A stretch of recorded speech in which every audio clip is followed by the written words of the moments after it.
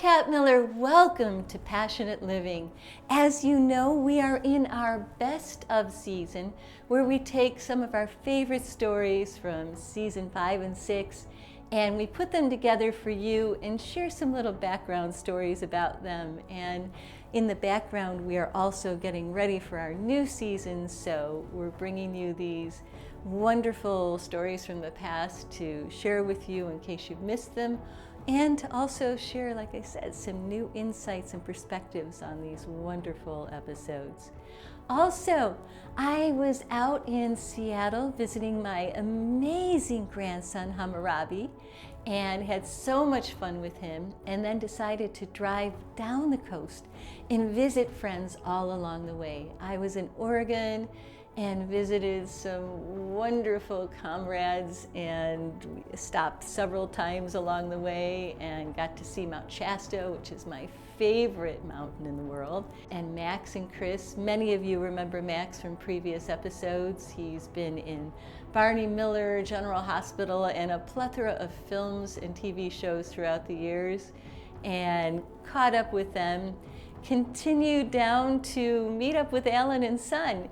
And we again have had a few episodes with Alan and Son. Dr. Future is Alan's nickname because he merges technology and consciousness. And Rifat and I have been on their podcasts a few times.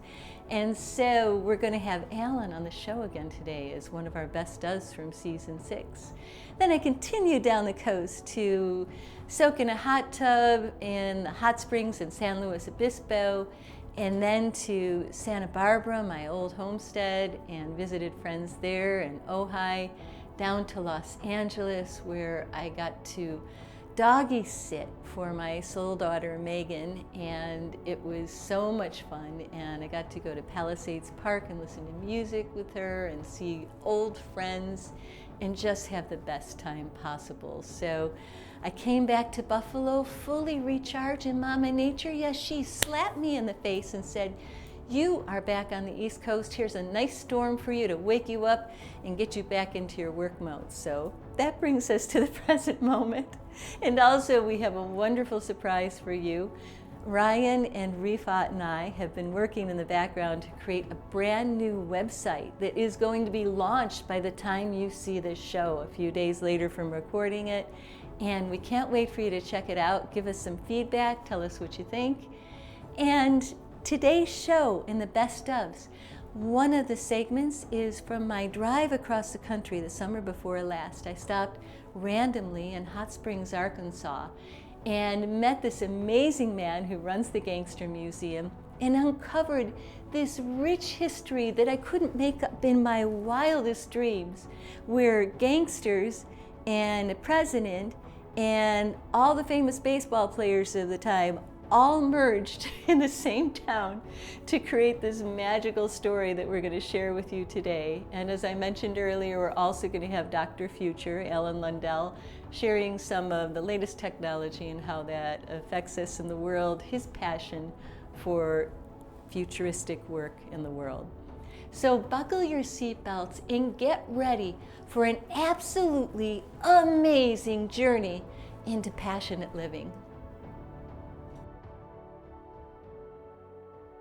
When Rifat and I visit the West Coast, one of our favorite places to go is to see our friends Alan and Son, who live up in their off-the-grid Boulder Creek home that has all of this cutting-edge technology. I love to call them my favorite aliens. If you've never listened to their podcast, tune in because it's always entertaining. But this time we caught them in their beach home in Rio Del Mar, and we had a wonderful conversation, which we always love sharing with you, because when you sit down to talk to either Alan or Son, you know it's going to be a fascinating conversation.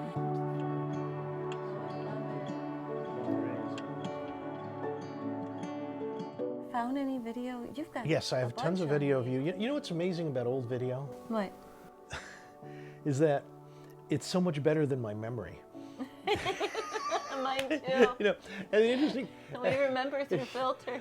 You know, and I'll tell you, after you watch yourself at a certain event 20 years ago, Right. and then you try to remember it later, you kind of the video and your memory merge. They become this one thing. I'm serious. It's really bizarre. Oh, wow. Yeah, it's like your memory is better, but you're not sure if you actually remember that or whether it was the tape.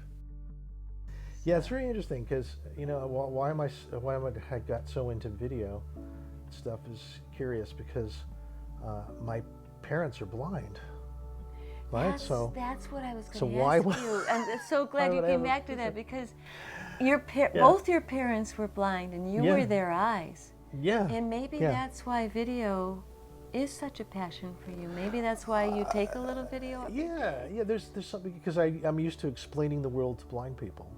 As a kid, I learned how to describe it. Right. And also my stepfather was a scientist whose passion was one thing he could never experience, which is sight. Right. So he was a genius in sight and Right. figuring out, and he was a mathematical psychologist, and so that is understanding how the brain works.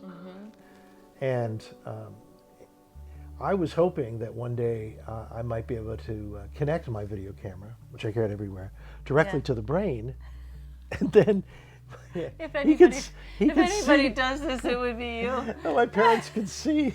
That would be very cool. Wow. Yeah, it was a hope. And then when he suddenly died of a heart attack, that kind of. Oh, But I kept videotaping. right. Yeah, and That's so it was beautiful. something more than my parents was. I think it's a scribe gene, Right. right? Some kind of ancient scribe gene that just carries forward. Yeah. And so many people has that, and Right. that's their job to kind of be the scribe for their community. Right. But Exactly. it's a decentralized network of. We all have that Yeah. role. Yeah, know, it's like a that neural we're all- network that right. that's been part of the human tribal organization for a Right. long time. Yeah, everyone had their Yeah. role. There was a storyteller who carried on the stories. Storytellers, and right? You really carry those forward. Now we have the tools of storytellers, Right. and now everyone's doing it, which is what Right. which has always been the case because everyone always Yeah. has been doing this. They're just now using these tools that, and it's interesting that the television and movies and radio came from a one-to-many transmission system, Right. from one to many, and that's how it first evolved. And now it's many-to-many, like the telephone system, Yeah. only with video and Right. audio, and that it's another layer of the species nervous system that's forming. And as we connect up with each other, past nation-state boundaries based more on affinities and interests, Right. wherever you are, and as we be able to develop the AI so that the languaging goes away as a problem, where we can all talk to each other, Right. then I think that's when we start to have a new identity that forms. Right. And I think it's what identity? I think that's what Joseph Campbell was looking for just before he died. He says, "What's the next great story that our species is telling? What's the Yes. story?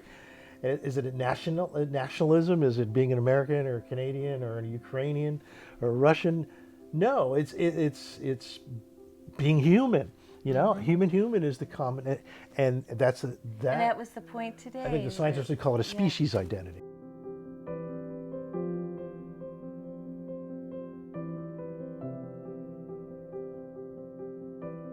That's probably what's happening with all of, what did they say? It gets very messy before it gets clean sometimes.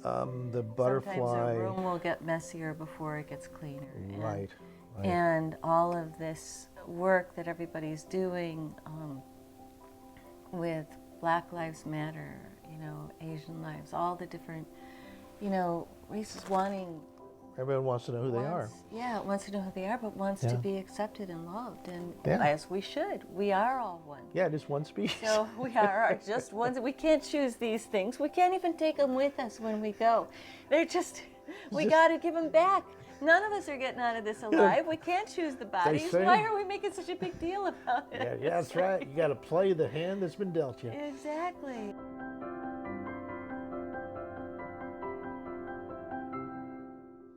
This is where a little imagination mixes with reality right here at the always- coast. Well, I always, it's where that really happens is up in Boulder Creek. Yeah. I mean, you guys are like my favorite aliens up there. Well, You those. walk in and there's all this technology. You're on generators up on the mountain, and there's that future peak.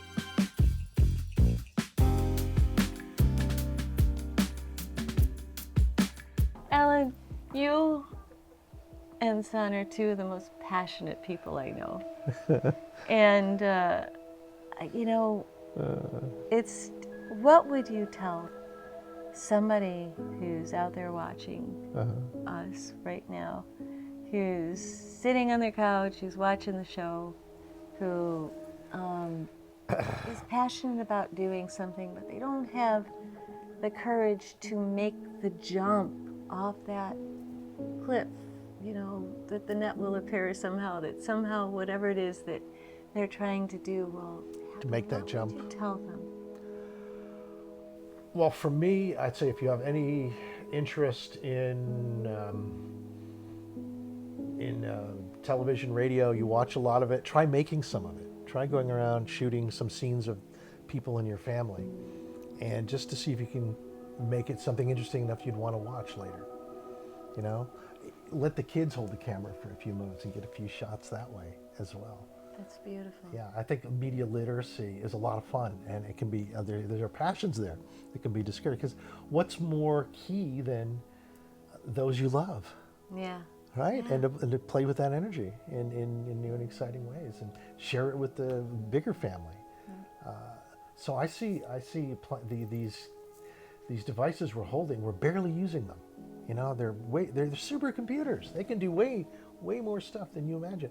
And the other advantage of learning a little bit of editing is that you can see how propaganda is made. You can see what's fake news more easily. Yeah. Because you can begin to understand how you're being manipulated. So if you're interested in that topic, the whole propaganda, it's a fascinating topic as well. It is. Yeah, so that's what I found interesting to play with.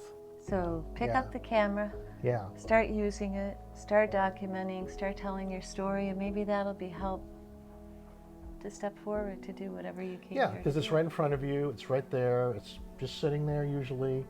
You can play games on it, but you can also play with your family. I love it. Beautiful. Which I think is very special. Beautiful advice. Thank you, Alan. Yeah.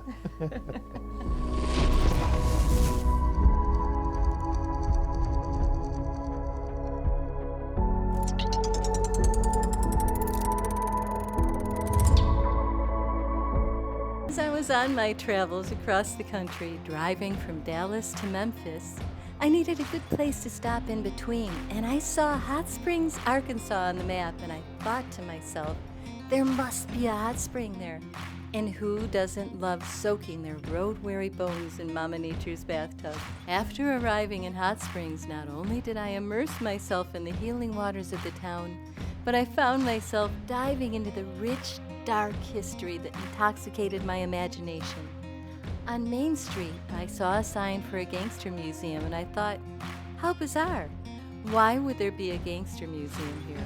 I had no idea I was about to meet a man so rich in character and charisma, who devoted this museum to some of the most important characters in the history of this town and the country, the gangsters.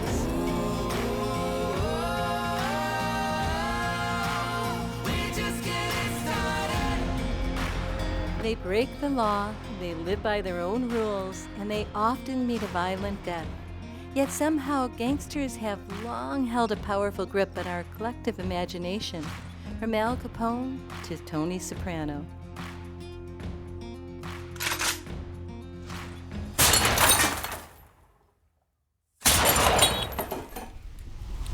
How did your passion for all of this start? Because this is what you've done is pretty remarkable. I mean, the Gangster Museum's cool, but I know you have really immersed yourself, a real supporter of the town and You know, when I first got here, a friend of mine had bought a business down at the end of Central Avenue. There were 30 buildings boarded up. There was one bathhouse open, part-time. I thought it would be successful, although very few people thought it would. Gradually, buildings started opening up. people started selling their history a little more of the town, because there's nothing really wrong with it. It's just the fact that these notorious people came here and enjoyed it just like everybody else. So This was a cross-section of history where you had the biggest gangsters of all time, some of the greatest baseball players of all time, and an American president, all present in the town of Hot Springs, commingling at the same time. My grandmother knew Mr. Capone when he'd come to rent the 4th floor of the Arlington Hotel there. She worked as a maid. She'll tell you all these stories about him being a killer and a bad guy. That is a bunch of lies. He was the nicest man you'd ever want to meet. They all were, until you crossed one. And then things get a little ugly on you real quick. Well, this room, of course, is dedicated to none other than Mr. Alfonso Capone, or better known as Al Capone. And you might say they were in family business one way or the other. Even his sister married a gangster. And I tell you what, business so good, it worked that poor brother to death. That's a post-mortem there. Well, the coroner knew that he was going to be in a lot of newspapers. I mean, it's Al Capone's brotor. So he kind of wanted to get in on it too. So if you look behind his left ear here, that little face peeping out, that's the coroner. So he can get his picture in the paper too. What do y'all call that now? A photo bomb? Maybe that's history's first photo bomb. The gangsters brought their own brand of law and order and prosperity to Hot Springs. Al Capone and his partner Joe Kennedy, yes, of the Kennedy family, came up with a brilliant solution on how to open up the distribution channels for moonshine throughout the country.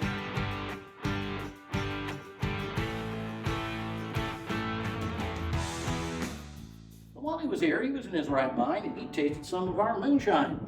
And he decided that was the best tasting moonshine he had ever had. And the dollar bill went off in his head, because of course this was Prohibition. And during Prohibition, it was illegal to purchase or to sell alcohol.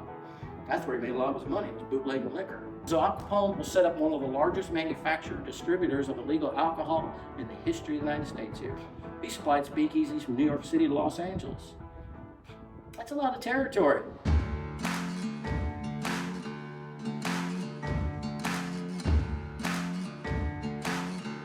Folks, this is Miss Maxine Jones. Now, Maxine was born in Warren, Arkansas, and as she was being raised poor, she was taught that the way to a man's heart was through his stomach. But she figured out the way to his wallet was a different part of his anatomy. She became a madam.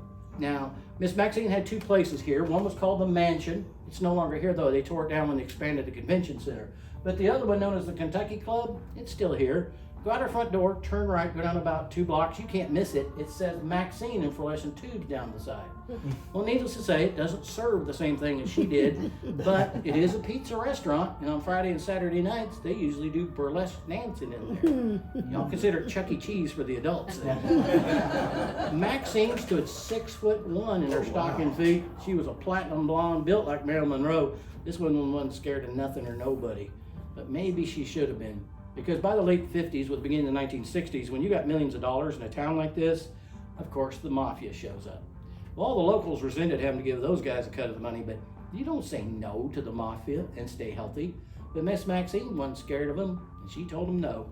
And this lady never smoked, she never drank, never took a drug in her life, but despite that, the Hot Springs Police Department showed up at a raid at her place. They ignored everything else, went straight into her private apartment. Lo and behold, they found a satchel full of drugs under her bed.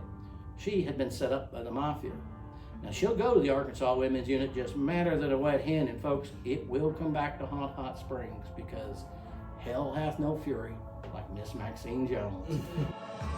Maxine ended up getting her revenge because she wrote a tell-all book about all of these characters, and that really threw them all under the bus. I could climb this mountain now, rise above the clouds and see. So we are in the Arlington Hotel. Arlington Hotel, Yep, here we are. it's This gorgeous. is our new Arlington Hotel. It opened in 1925. Wow, it's beautiful. Now you were telling me that Al Capone would be in here with Joe Kennedy. We rented the entire 4th floor. So those rooms up there were all adjoining. Right. So that his guys, the outfit, Jake Gusig, Frank Nieto, or Frank Nitti, as Right. modern television called him, they would all sit in this lobby here. In those days, it was really a man's world in the late 20s. Yeah. So, you know, if there were There were a lot of ladies in here that were probably working, Right. not for the hotel. Right. But, you know, you had Franklin Roosevelt, you had the governor, you had Capone, Babe Ruth, you had Jack Dempsey was in here, Wow. heavyweight champion of the world. So you had all of those people in here that literally got along. And it just didn't matter, and that's what Hot Springs has always been famous for. It didn't matter who you were, what you did somewhere else. Once you came here, it was all cool. And to top it off, the final alchemy of this wild ride through history is that we had an American president, Franklin Roosevelt, suffering from polio, who would visit the hot springs to alleviate his symptoms. What a fascinating moment in history was taking place right here in Hot Springs, Arkansas. And in 1933, as in so many other seasons, Babe Ruth was the Sultan of SWAT. He was past his peak, but in the very first All-Star game, he came to bat with one man on and with poetic justice pulled a home run to provide the winning margin. Lucy Galley kind of surprised people about Hot Springs because they didn't realize that all the spring training for Major League Baseball began here in 1886. And you can see by all those jerseys back there that eventually all the teams would come, and they ended up having to build 7 baseball fields just to service all of the teams. Major League Baseball spring training started here. This is where the owners came to relax, and they said, well, let's bring the teams over there. And so they'd spring train, practice, enjoy Central Avenue to its maximum facilitating area, and then boil it out the next morning in the minerals water, and you know, they're ready to go practice again.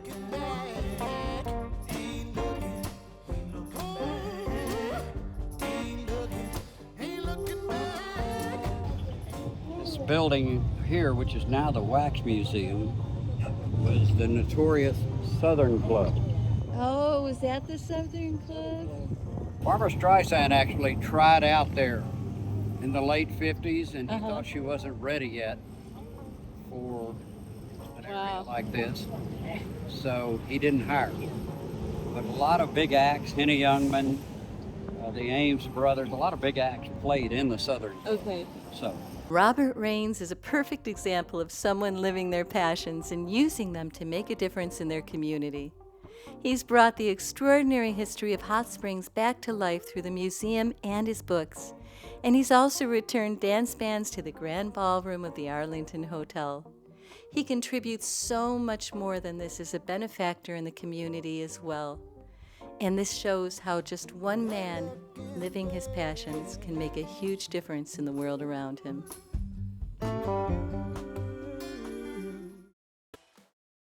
Thank you so much for joining us today on Passionate Living. We're going to have a fabulous show for you next week, so please make sure to tune in. You're going to love it.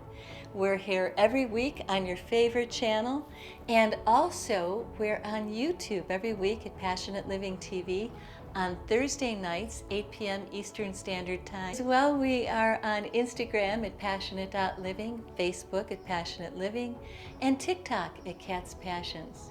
Remember, by going onto our social media, making comments, liking, subscribing, and also, if you can, becoming a member, it really, really, really helps us a lot to keep bringing these wonderful stories of people living their passions and using them to make a difference in the world, in hopes that it will inspire you to do the same thing, whatever that dream is inside of you, to start living it fully and watch how it changes the world around you. Thanks again for joining us today, and until next week, remember to live passionately.